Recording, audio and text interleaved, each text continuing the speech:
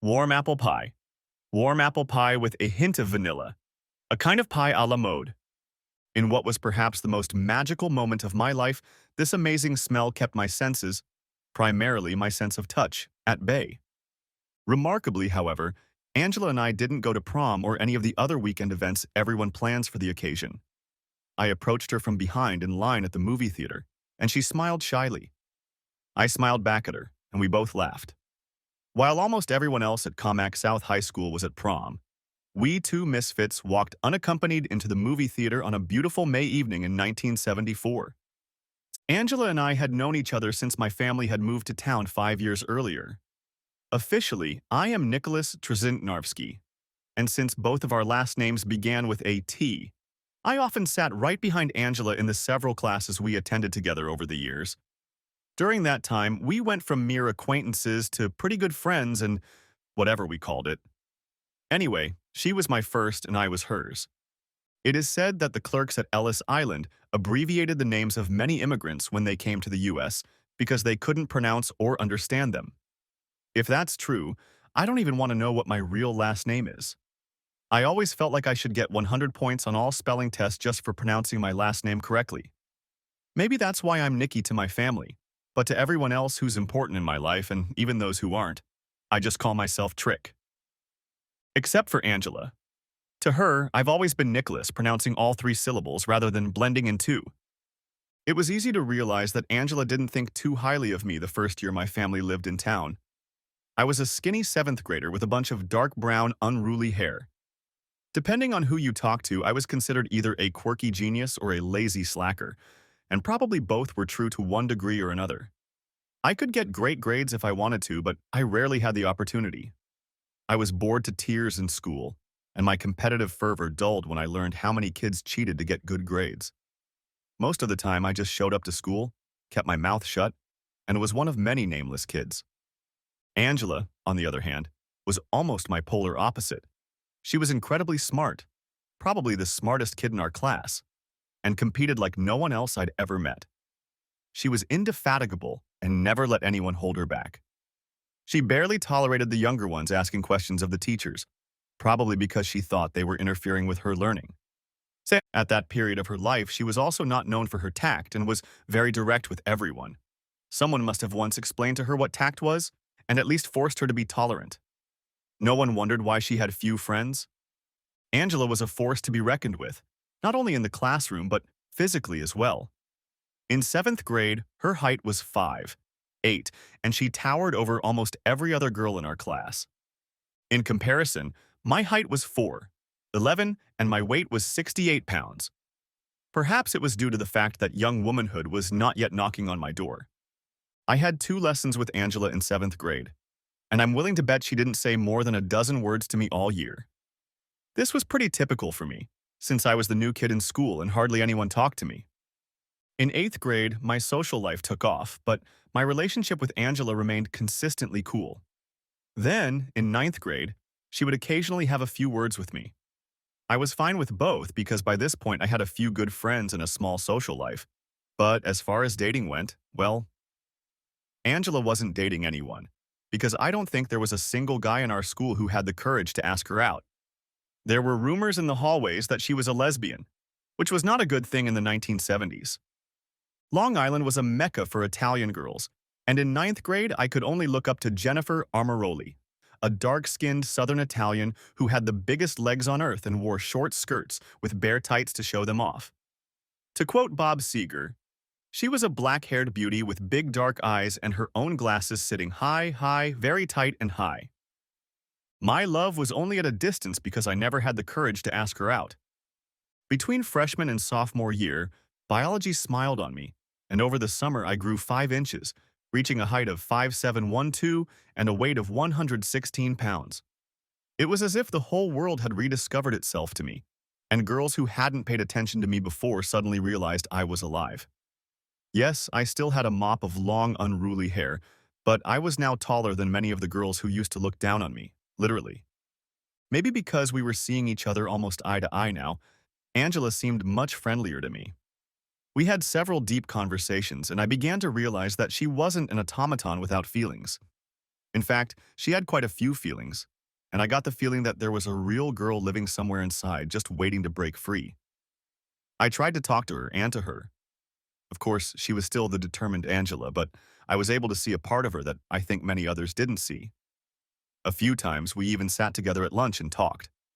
I learned that she wanted to become a heart surgeon and was going to study at Cornell to make it happen. What about me? I was going to be a cab driver. No, I'm kidding. I wanted to be a sports journalist, and I was going to go to the University of Missouri. She told me that she thought I could do better in life, noting how well I did on state tests and things like that where everyone was on an equal footing. She pointed out that my scores weren't much lower than hers, especially since I didn't spend my precious time studying. We became such good friends that I took her snide comments as an attempt to push me to do something more. Somewhere along the line, she eventually succeeded, because I enrolled at Marist College as a transfer student. By my junior year of high school, I was fluent in French and knew all 6 tenses, which is pretty good, since most French people only know 4. Italian turned out to be not much more difficult for me.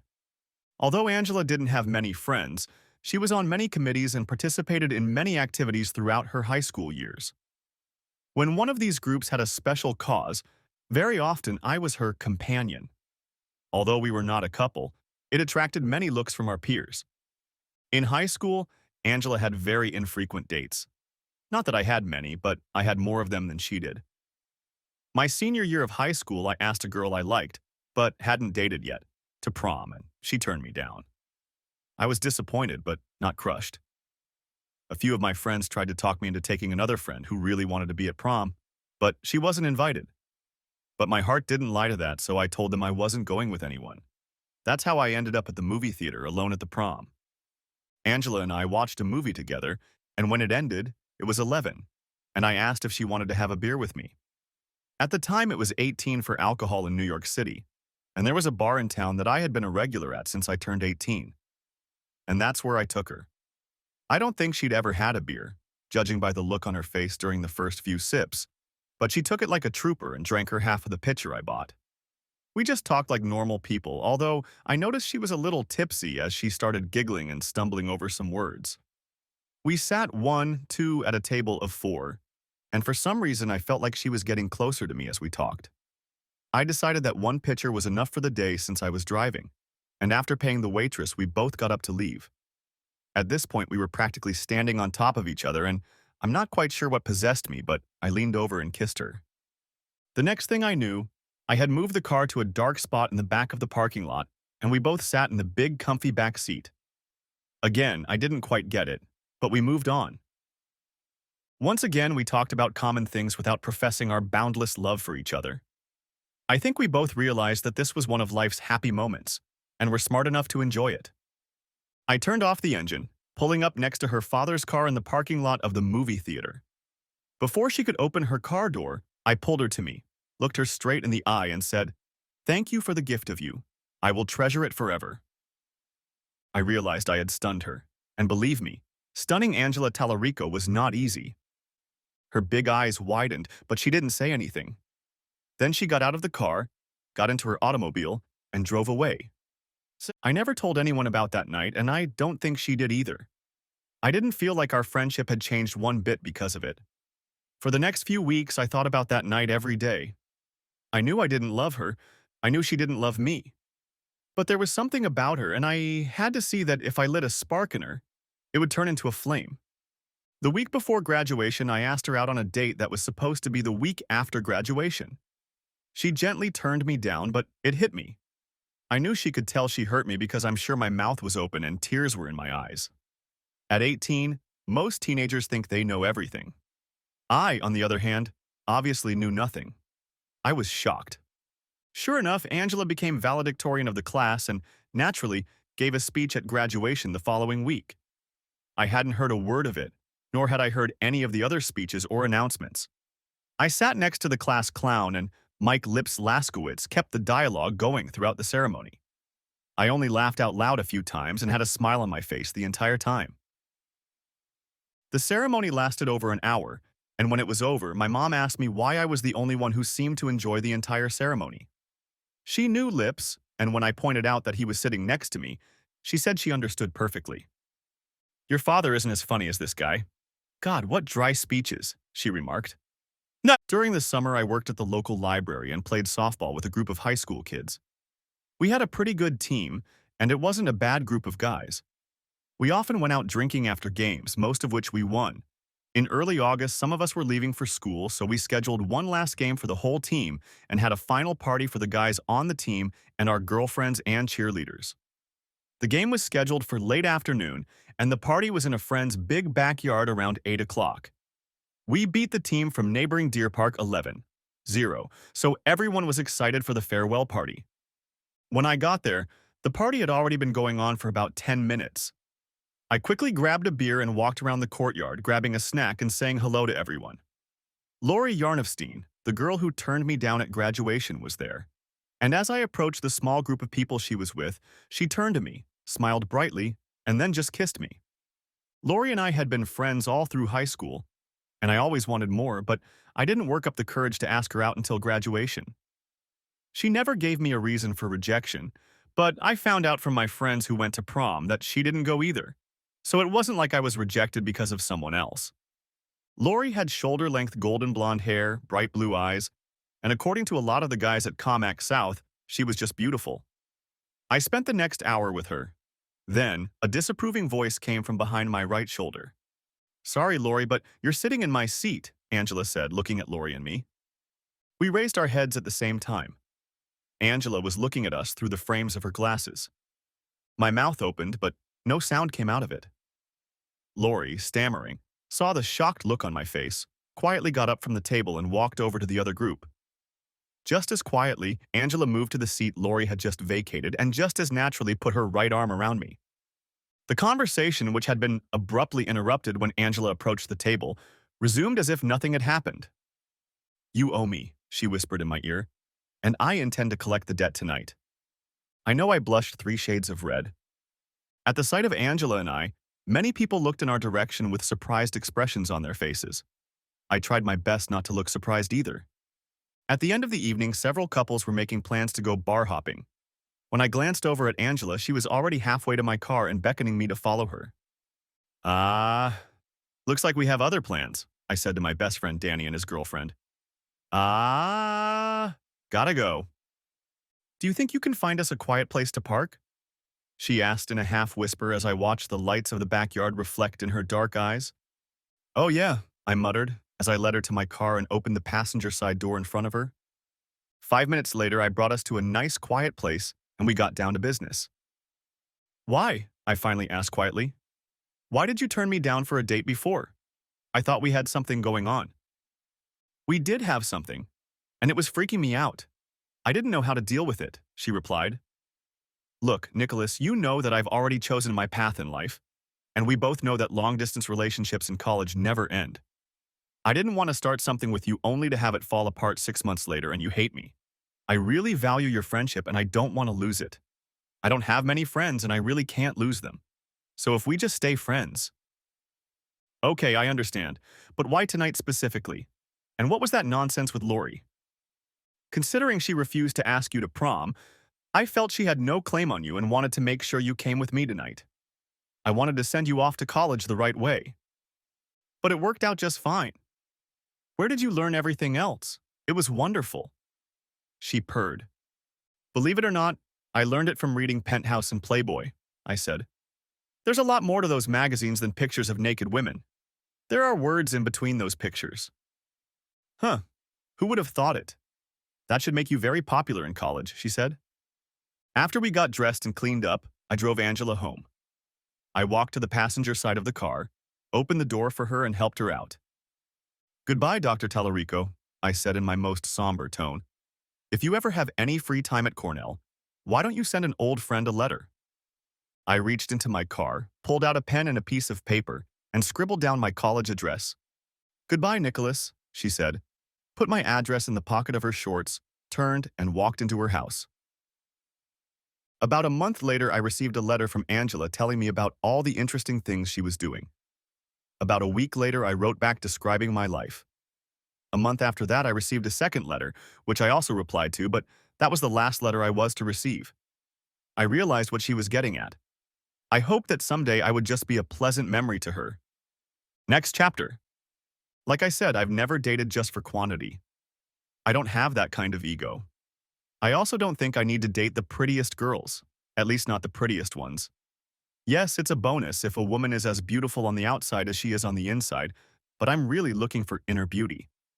But now, I'm back to whining about Angela. The classes were interesting, to say the least. Since I was already fluent in French and had a few CLEP credits, my first year I chose an easier language and a more challenging one, taking Italian and Chinese. In my sophomore year, I added Spanish and Russian and then spent a semester in Italy for the first half of my junior year. I spent the second half of my junior year in China. Essentially, I spent my entire junior year off campus. In my senior year, I enrolled in the only French course I could take, an upper-level course, but I found myself a little rusty in the first 2 weeks. We were using a textbook one level lower than the one we used in our senior year of high school. I was doing well, but I couldn't dominate like I used to, and frankly, I wasn't confident. The professor was the let's get everyone involved type, so I approached her and asked for a courtesy. I would turn in any work she wanted and pass the tests, but I didn't want to participate in class discussions for 2 weeks. Then, I explained to her, I would not only participate but possibly dominate, to the detriment of the rest of the class. Apparently, Madame Crate was hard of hearing, because for the next 2 weeks she seemed to go out of her way to ask me questions. This annoyed me terribly, and as a result I remained silent. 2 weeks later, I was summoned to see the Dean of the Faculty of Foreign Languages, who told me of Madame Crate's complaint. Dean Patrick, I said firmly, have you checked my certificate lately? Is there anyone in this school who has a higher grade point average in the core subjects than I do and who even comes close to the amount of linguistic diversity that I have? Wouldn't it be a shame if this year's honor student dropped French because of a professor's harassment and made sure everyone found out about it at the banquet? By this point, I was feeling pretty smug. Without another word, I turned around, walked toward the exit, and literally knocked over my future wife. Tracy Patrick was the dean's daughter, and she was apparently walking through his door with her lunch from the local bistro when I turned around and walked right over her, knocking the bag of food out of her hands and sending her onto her back. I was about 6 feet tall, and this little girl was about 5 feet tall, so I could only see the top of her blonde head when I collided with her. At that moment, I didn't yet know she was the dean's daughter, but I felt terribly embarrassed for flattening what seemed to be the cutest little girl I'd seen on campus. She let out a series of swear words in French that made me give up trying to help her up off the floor. Without even thinking about it, I immediately started apologizing to her in perfect French. We chatted for a while, also in French, after which the dean introduced the girl as his daughter, a marketing graduate. Apparently, seeing a beautiful girl makes it much easier for you to speak French, he said to me in French, with a wide smile on his face. Now take my daughter somewhere nice, apologize to her properly, and buy me another sandwich on the way back. This lunch was the first of many we were to experience throughout senior year. It's hard to resist a beautiful woman with an hourglass figure in miniature who can hold a conversation 1 minute and then laugh like a 5-year-old when someone tells a silly joke. I proposed to her right before graduation. She accepted my ring and became the happiest person on the planet. We scheduled the wedding for the following spring at her home church near Marist. I got a job in human relations with an international firm based in Washington, D.C., and Tracy immediately found a job in her specialty in our nation's capital. We decided to live near D.C. in Virginia. We were close enough to play in the city when we wanted to, but far enough away to be in our own world when we came home. In our first year of independent living, we did all the usual kid things, including a few wonderful weekends when we barely got out of bed. The woman was practically insatiable in bed. The old saying goes, chance favors the prepared mind. My chance came right after our wedding the following spring when I was standing in line at Starbucks one day during my lunch break. 2 young managers ahead of me were talking about how their company needed to hire 2 people who understood the business. Finding someone who spoke Spanish would be easy, but finding someone who spoke Russian would be a challenge, they agreed. I knew I shouldn't have listened, but you can make it easy on yourself and just hire me and not hire a second person, I told them.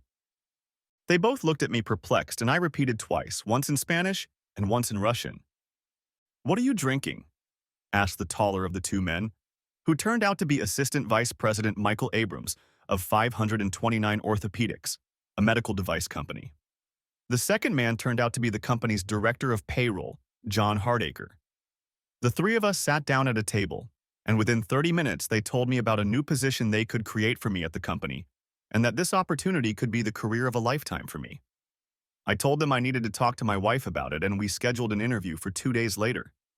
It was hard to turn down a job that immediately doubled my solid paycheck. The only downside we saw was the occasional travel, but we both agreed that for that kind of money it was worth it. Moreover, we noted that with proper budgeting, Tracy could be a full-time mom when we had children in a few years. During my 2 years with the company, my role evolved into a combination of translator, business analyst, information specialist, and kingdom protector, as my immediate boss, CEO Ralph Turner, liked to call me. In a loose sense, I became Mr. Turner's right-hand man, his assistant on many projects. Because I was proficient in 6 languages, to which I added Arabic, I was often called upon to participate in high-level negotiations.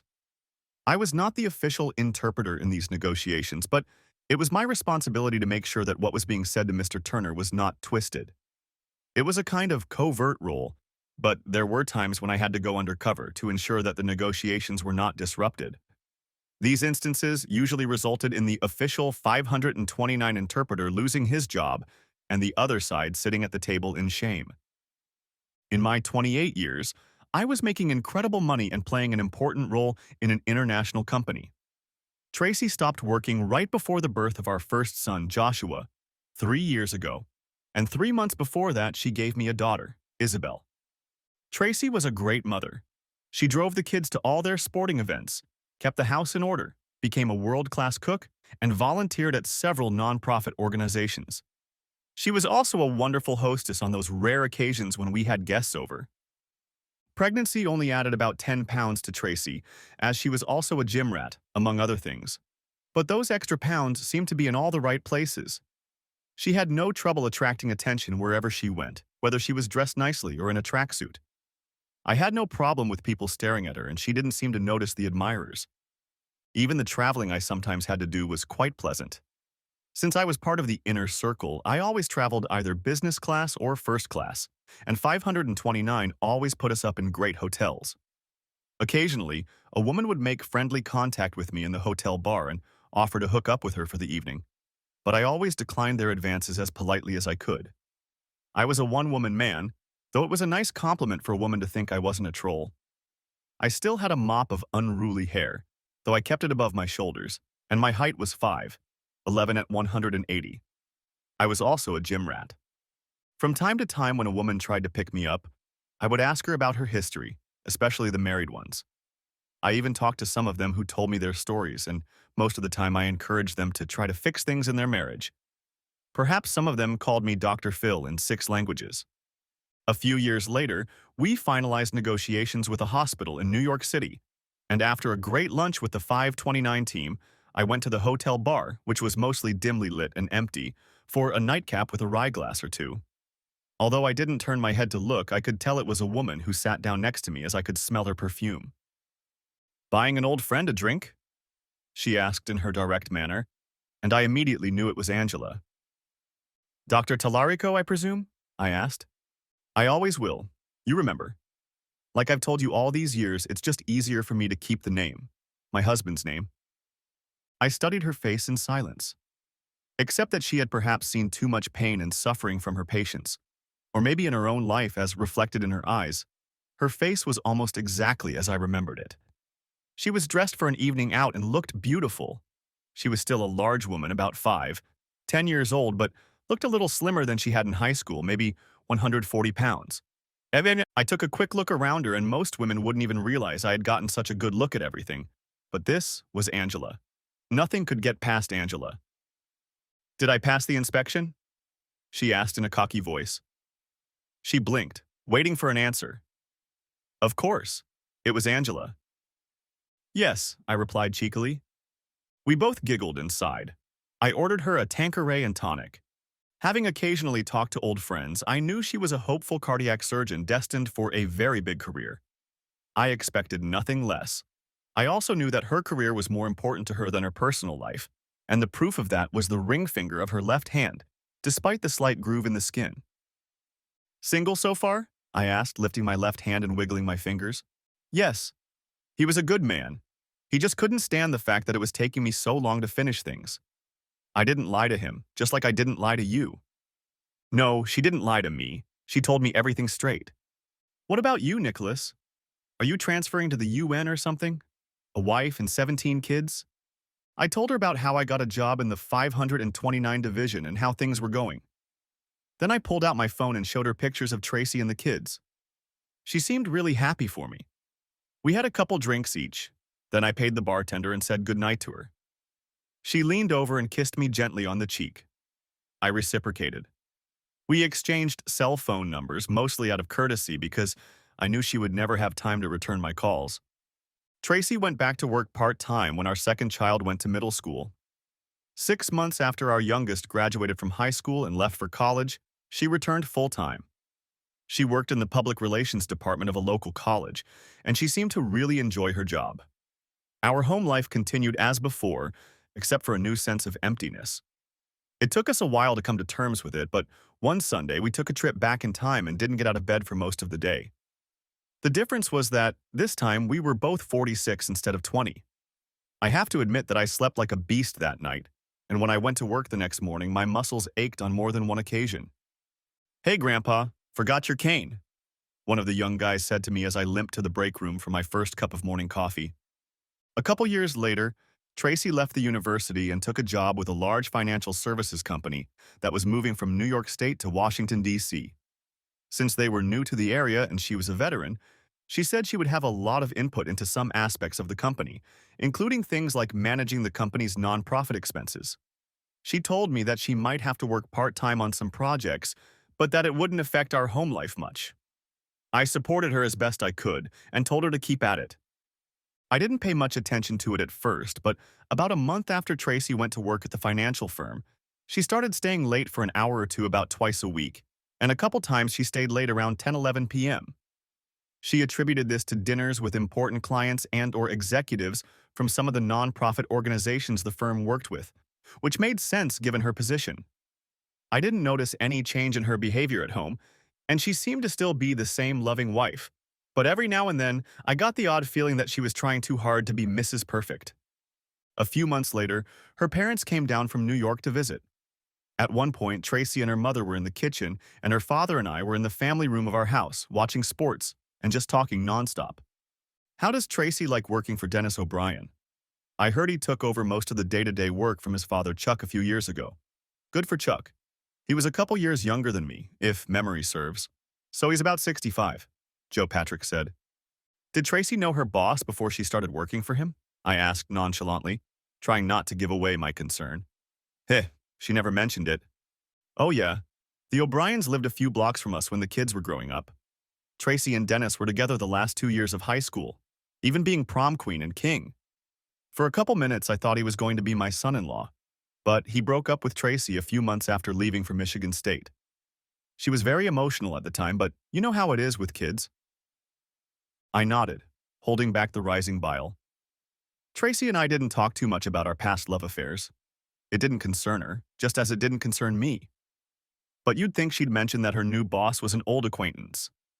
I continued to remain calm, but realized I had to at least reaffirm my trust in my wife.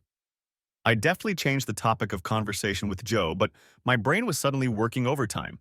I didn't even have time to formulate a plan of action before Tracy and her boss slapped me in the face with their deception, although I'm sure at that moment they didn't even realize what they had done. It was a simple act, played out on local television for all to see. I didn't pay attention to it at first, but the beauty of the internet is that what you see on TV never goes away. What a work colleague thought was a good opportunity to watch a replay of my wife's actions on TV turned out to be the worst day of my life. Dennis O'Brien decided it would be a good PR move to throw a noisy fundraiser for the DC Police Department to raise money for new equipment. They named the campaign Love You Blue, probably pulling from an old theme used by Houston Oilers players when they were coached by Bam Phillips. O'Brien and Tracy have been working on the campaign for some time, and the company held a press conference to announce it. I didn't see the press conference, but several of my coworkers saw it and came to my office to tell me that my wife, along with her boss, was on the noon news. The three of us and they called up the video from the CBS affiliate's website. Tracy spoke first at the podium and then introduced Dennis O'Brien, who walked up to the podium, leaned over to Tracy, put his hands on her forearms, and nonchalantly pecked her on the lips. Nothing too demonstrative. "Shit!" I roared, completely shocking my three coworkers. "That goddamn slut bastard is sleeping with my goddamn wife. I'm going to kill them both." I jumped up from my chair, but my coworkers had the sense not to let me leave the office despite my threats of physical violence against them. One of them called our security guard and the other called Mr. Turner, and both of them came running. Mr. Turner was like a second father to me, so when he came into my office and told me to calm down and explain what had happened, I took a few deep breaths and hit the play button on the video. Mr. Turner immediately knew what he was seeing. "Holy shit," he muttered. "What?" Tom Ammerman, who was one of three coworkers in the room, asked. "What do you guys see that we don't see?" "Look at the way they kiss, Tom," explained Mr. Turner gently. "No, it wasn't demonstrative." "Oh, hell," Tom whispered a little audibly. "That's exactly the kind of kiss I give my wife in the morning when I leave for work." There was silence in the room as all six men in the office suddenly thought, "Nah, I'm going to have to take the rest of the day off, Mr. Turner," I finally said to break the silence. "I understand, Trick. You got a lot more days in store for you. Don't do anything stupid, son." Before I left, Mr. Turner gave me the business card of a private investigator the firm sometimes hires to do background checks on potential employees. He's not cheap, but he's the best, and very discreet. I looked like myself as I walked out of the office in a daze. A look of pity appeared on the faces of Mr. Turner and my coworkers. In a few short weeks, I had gone from being the happiest married man in the world to being suspicious and devastated. How much of this was all a hoax? Had she only married me because she couldn't have him? Could there have been others before that? When I walked out of the building, I was literally nauseous. I was angry, hurt, and confused. What had I done wrong to deserve this? On the way home, I called the PI company and made an appointment for the next day. There was no better time than the present to rip my heart out. Driving home, I opened my extensive wine cabinet and pulled out a bottle of Jameson's Black Barrel. Tracy arrived around 6, by which time I had managed to drink a third of the bottle of Irish whiskey. She came smiling and cheerful, triumphant after the big fundraiser, but one look from me told her something was wrong. I sat in my favorite lazy boy chair leaning back, and she came over, leaned over to me, putting her face next to mine, and kissed me gently on the lips, just like she had done a few hours earlier with her damn boss, her goddamn boss. A comfortable, familiar kiss, a kiss that until today had told me she was mine. All mine. Now, apparently, it was just an empty gesture. It took all my self-control not to shove her off my lap and throw up. "Do you want to talk about it?" she whispered to me. "Do you want to go upstairs and see if I can make it better?" "No, I'll just sit here and drown my sorrows alone. I don't want to ruin your day," I replied. "From the way you walked in, I'm guessing today was a big PR success for you." "So you didn't notice that?" she inquired. "It was a great day for us. Let me grab my tablet and show you the video." "Maybe later. I have a serious problem to solve." We didn't have anything that night or the next week. On the third night, Tracy made a symbolic gesture of initiation, but that was the end of it. It was then that I realized that my loving wife was holding me back, and had been for some time. We used to initiate about equally, but for the last year or so, if I didn't initiate, I didn't receive. She was constantly responding to my desires to keep me satisfied and unaware that there was a problem. But now that she had a lover, she was more than happy to not have to initiate with me. Not that I doubted it, but after 2 weeks, the private investigator had more than enough evidence to prove that my cheating theory was indeed a fact. He had photographs and videotapes of 5 different encounters, including one that showed Tracy leaning over his desk in his office in the middle of the workday. Apparently, the footage had been recorded using the company's internal security system, which meant that Dickhead knew what he was filming and Tracy, I had to assume, didn't. I didn't bother asking where the investigator had gotten the video. I knew we could never use it in court, but it was another dagger in my heart. Saturday night, I took Tracy out to a nice Italian restaurant that had a good atmosphere. While we ate, I told her that I would be out of town Monday through Friday and would be traveling to New York. I mentioned that since she had been spending a lot of time with Dennis O'Brien lately, maybe she would come to New York with me, and we would turn the trip into a mini vacation to repair the relationship. At this point, Tracy looked up from her plate but looked more panicked than surprised by my statement. It was as if she was about to say something, but then changed her mind and lowered her eyes back to her plate. I can't just pick up and dump Dennis without warning, she said. Besides the fact that he's adorable and knows how to turn on the lights in the morning, I'm not sure he'll be able to run the household without me if I don't get everything ready for him. Yes, I spend a lot of time at the office, Trick, but I don't think I'm neglecting you, am I? Yeah, I guess I've gotten closer to Dennis over the years, but you don't have to worry about him. He's my boss, and you're the love of my life. You're the only man I love, and I'd rather be the only woman you love.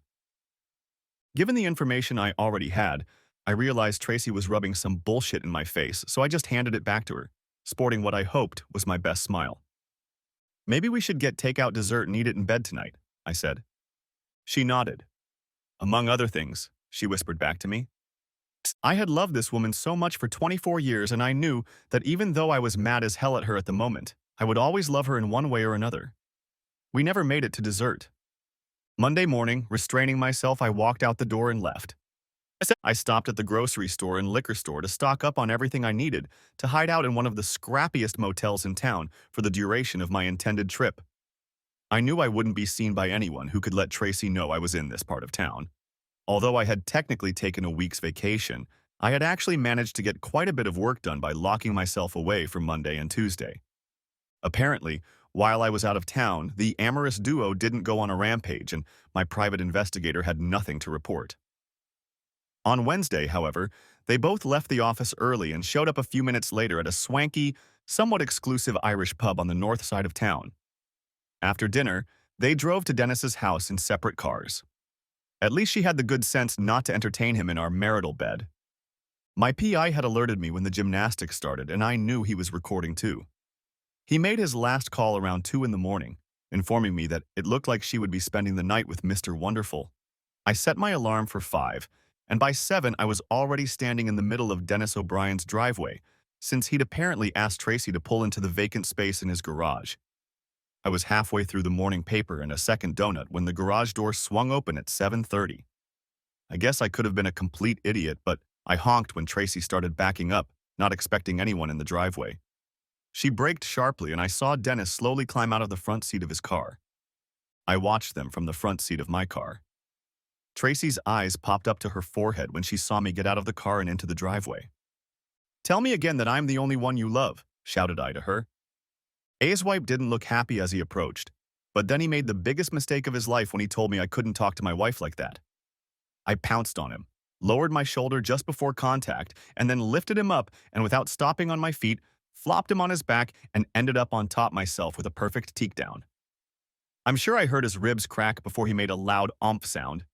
I roared, pulling away from his prostrate body. Tracy looked at me like I was crazy and then ran up to Dennis as I slowly walked to my car. "Call 911 and don't move him too much so the broken rib doesn't puncture a lung," I growled to my soon-to-be ex-wife. I saw her mouth move, but no sound came out of it. Her lover made a lot of sounds, occasionally whimpering. I got in my car and drove back to the apartment I was staying in. The police showed up at my apartment about an hour later, handcuffed me, and took me to jail for assault on an idiot. Apparently, O'Brien wasn't too pleased with the pain his broken rib was causing him. I used my one phone call, not to alert my lawyer, but to call a reporter I knew from the biggest newspaper in town. He found my arrest interesting, and within 2 hours of my call, I was a free man again. Huh, who would have thought it? An hour after I got back to my apartment, Tracy showed up at my door. "We need to talk, Trick," she said with the biggest understatement I'd heard in years. I opened the door all the way and gestured for her to come in. "Why? Just tell me why," I whispered. "I'm not really sure. I still love you, Trick, I really do. It's just that Dennis and I had a history and so you still love him, even after all these years with me," I cried. "Did you ever really love me? Was I just a poor substitute for him? What about the kids? You just couldn't keep your legs shut, could you?" Emotions ranging from rage to bewilderment raced through my brain. She would never know how close I was to punching her in the face at that moment. She looked at me with pity in her eyes. I knew it was over between us, And I knew that one broken rib wasn't enough for this asshole. I'll take care of the filing. Get yourself a lawyer and we can at least act like adults, I said. Also, make sure that asshole doesn't cross me. I won't be so nice next time.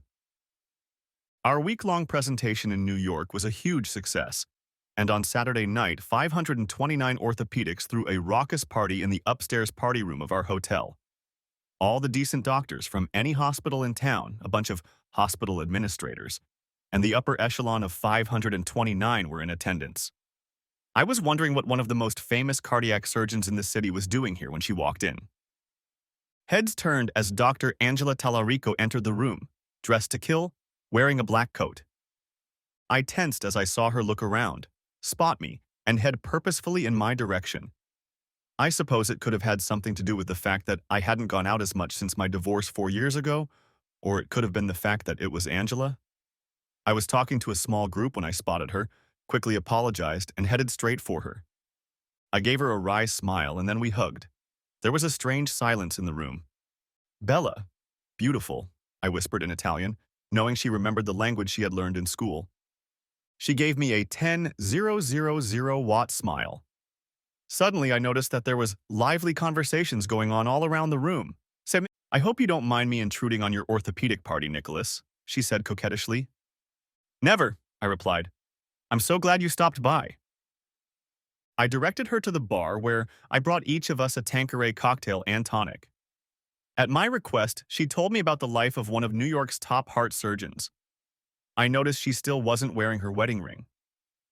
Tell me, is Mr. Tallarico still out of it? I asked finally. She hesitated. She cleared her throat. She looked guilty. I don't have time for Mr. Tallarico. If that's what I wanted, which I don't think it is, she said. I've had a few boyfriends since my divorce, but nothing serious. You know what I'm like. Unfortunately, I do. You always let him take over. When are you going to let your heart take over? I already did that once, remember? It didn't end too well for me. Wrong guy. Stuff happens. Get over it, I said. Just like with my wife, although I have to admit that 24 years is a lot more than my 6. I gave her an angry look for a second, wondering how she even knew about my divorce, but then I realized it was about Angela. We'd always been brutally honest with each other. Well, almost always. She studied my face for a long moment. I looked deeply into her eyes and was sure I saw what I was looking for. You look beautiful, I said as we sipped our drinks. You walked in very spectacularly. I'm sure I did. Dr. Angela Tallarico always looks very spectacular. Right now, there are at least a dozen doctors and administrators wondering what the hell I'm doing here. I'm glad you're here. Let me introduce you to someone I think is important. With Angela in my arms, I walked around the room until I found Ralph Turner. He was one of the few people I told about Angela. So, this is the lovely Dr. Angela Tallarico. I am honored, Mr. Turner said in his most courteous manner. Angela blushed. This didn't happen to her very often. Somehow she realized what he meant to me. It turned into a wonderful evening. And then it turned into a wonderful night. Angela didn't hesitate when I suggested we go to our room after the party. What happened next, I think, is obvious. Later that morning, I sent her home in a cab and myself and my 529 team headed to the airport. The flight home was short, but it was enough time for Mr. Turner to sit down next to me and ask how I could let Angela go. For a terribly smart guy trick, you're just dumb, he said. Marry that woman. Marry her soon. Marry her tomorrow. You know I'm right. He looked me straight in the eye, stood up, and went back to his seat. I knew he was right. The question was, would I ever be able to convince Angela of that? 2 weeks later, I stood on the doorstep of the house owned by Pasquale Pat and Lorraine Tallarico, Angela's parents. I had never been formally introduced to them, though I had always known of them. I knew they were incredibly important to Angela and who she became. They were tough leaders, and I knew that they were the ones pushing Angela to become as great as she could. I also remembered Angela saying that I didn't impress them. That was decades ago, and I had hoped I could use them as allies in trying to win their daughter's love and devotion. Angela's heart was a prize worth winning, and in my 50s I was willing to do anything. I had already given up the task once, but not the second time. I spent Friday evening and Saturday afternoon talking to Angela's parents, explaining how I felt about their daughter and why I believed I could make her happy for the rest of our lives. I talked about everything, even my marriage and divorce from Tracy. I know I surprised her parents when we talked about finances, since I was making about 5 times as much as the esteemed Dr. Talarico. Just for speaking multiple languages? Her father asked. Her father asked, only for speaking a bunch of languages with a bunch of CEOs all over the world, in a field that is only going to grow, I answered confidently, but modestly, as I had hoped. We then moved on to a more difficult topic, cracking a nut, which turned out to be their daughter. If you know her well, you know that she is very energetic and very dedicated to her patients. How do you get her to think of herself first? Her father asked. Her father asked, that will be my problem. Just assure me that you are on my side, I said. Angela's mother jumped up from the chair she was sitting in and practically smothered me in a hug. While I was trying to catch my breath, Pat grabbed my hand and wished me happy fate. I figured that meant I had their blessing. I made a date with Angela 2 weeks before the wedding and planned a long weekend with Ralph. I had her dressed to the hilt and showed up at Angela's house on Friday night with a corsage around her wrist. I walked her to the rented limousine and we headed to East Meadow on Long Island to Borelli's, my favorite Italian restaurant. Borelli's was still an old-fashioned enough restaurant that I could ask for an Italian-speaking waiter, and he had to speak only Italian at our table all evening. Being Italian and having studied the language in school, Angela could speak and understand some of what was said, but the waiter and I were moving too fast for her to keep up, so I was ordering for her and generally being the go-between. We didn't even hold back when the manager came out and greeted me in Italian like I was his long-lost brother. After that, we drove back to the city where I had a reservation at one of the high-end dance clubs. As soon as we entered the club, it came to her that she was blushing. "It's prom night, isn't it?" she exclaimed. "Prom night is for losers," I replied. "Remember, some of us were too busy going to the movies to make it to prom." We laughed like a couple of idiots and then went dancing the night away. When we pulled up to her house around 2 in the morning, I walked her to the door and then very formally told her I had a great time.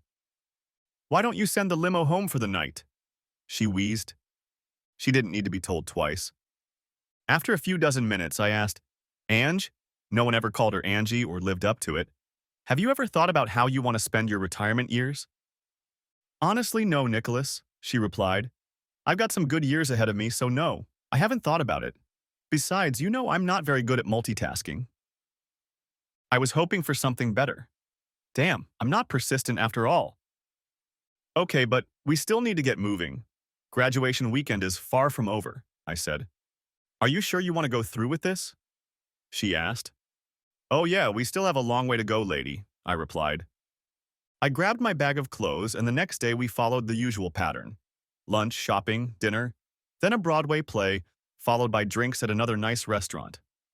We spent the night in my hotel room doing the same things we had done the night before, but went to bed a little earlier this time because I told her I had a special breakfast planned on the island. We were both a little tired when we got up at 7. At 8, we were already sitting in my rental car and driving down the Long Island Expressway, which was pretty empty on a Sunday.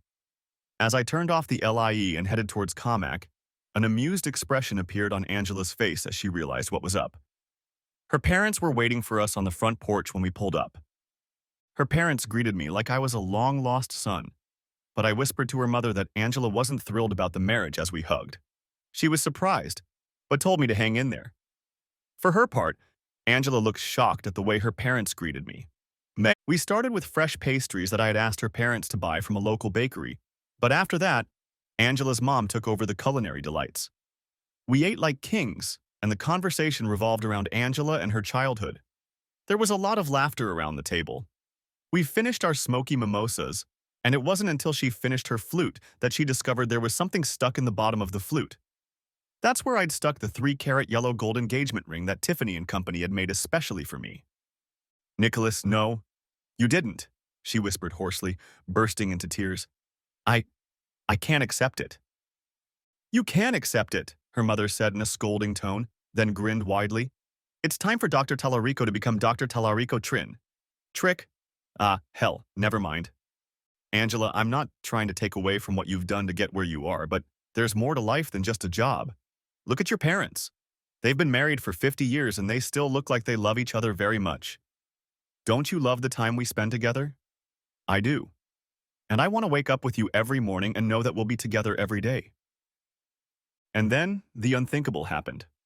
Angela started crying and then sobbing. I hugged her, and when her mother held out the dried ring to me, I gently pushed her away and then slipped it on her finger. She looked at her hand as if she had never seen her fingers before. With Mr. Turner's approval, I changed my 529 fund status to advisor and moved out of New York.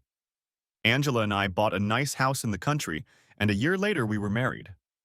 My children were happy for me, although both thought Angela was a bit prim. Admittedly, Angela was reserved with my children. She didn't have children of her own, and I knew it wasn't her policy in those days to have children. But when my children had children of their own, the restraint became a thing of the past. She may not have wanted to be a mother, but her grandmother's genes were huge. Ridiculous would be more accurate. It gave her a huge advantage over her children, and they were able to bond strongly. The grandkids were the only reason we dated my ex and husband #2 Dennis. We were never the best of friends, but we managed to be civil, especially around children and grandchildren. Dennis is still a little mad at me as he never forgave me for breaking his rib, but he should have known I could have done more and really messed up his life. He certainly deserved it. Waking up next to Angela every morning is a pleasure. Our life together is good, although sometimes she still gets a little carried away with her work. It's understandable given what she does, but at times like that I give her a day or two of respite and then bring her back. She always apologizes for snapping, and we usually spend the whole weekend in bed. Although in our 50s, we don't do it like 20-year-olds. Most of that time, we just lie in bed, cuddled up, and talk about everything and nothing. We are best friends, lovers, spouses. We both plan to retire at 60 and travel the world a lot. Maybe I should learn a seventh language. The end. Thanks for watching. Hope you enjoyed. Subscribe to my channel and watch the next video.